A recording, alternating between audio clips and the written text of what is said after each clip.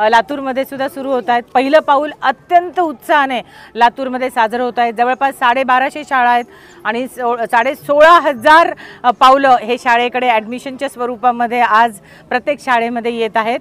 लातूरमध्ये आम्ही संकल्प केला आहे, पहिलं पाऊल वृक्ष लावून आणि माझं लातूर हरित लातूर या संकल्पनेअंतर्गत प्रत्येक मूल झाड लावणार आहे आणि नुसतं झाड लावून थांबणार नाही आहे, तर त्याची जोपासना करणार आहे आणि त्यांच्या वाढदिवसाबरोबरच त्या लावलेल्या झाडाचा सुद्धा वाढदिवस करणार आहे। एकंदरीतच लातूर जिल्ह्यामध्ये खूप समाधानकारक पाऊस झाला आहे। शेतकऱ्यांमध्ये सुद्धा उत्साह आहे, मुलांमध्ये सुद्धा उत्साह आहे आणि मुळातच लातूर हा एज्युकेशन पॅटर्न असल्यामुळे आता ही कोरी पाटी असलेले पहिले पावलं हे सगळे झाडांच्या स्वरूपात लातूरमध्ये संपत्ती तयार करणार आहे झाडांची।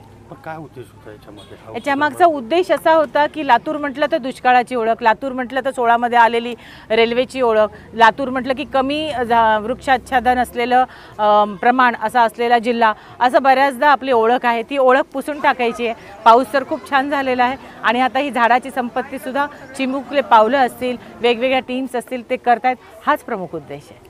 धन्यवाद। झाडं तोडत आहेत मॅडम, त्याच्यावर काय कारवाई करणार? जे झाडं तोडत आहेत कुठल्या इलेक्ट्रिसिटीसाठी किंवा त्याच्या फांद्या वगैरे तोडत असतील किंवा इमर्जन्सीसाठी काही क्लॉजमध्ये ते तोडत असतील तर त्याची जपणूक करून पुन्हा ती झाडं लावण्यात त्यांना आदेशित केलं आहे। पण बेकायदेशीररित्या कोणी झाडं तोडत असेल तर निश्चित त्यांच्यावर कार्यवाही होईल।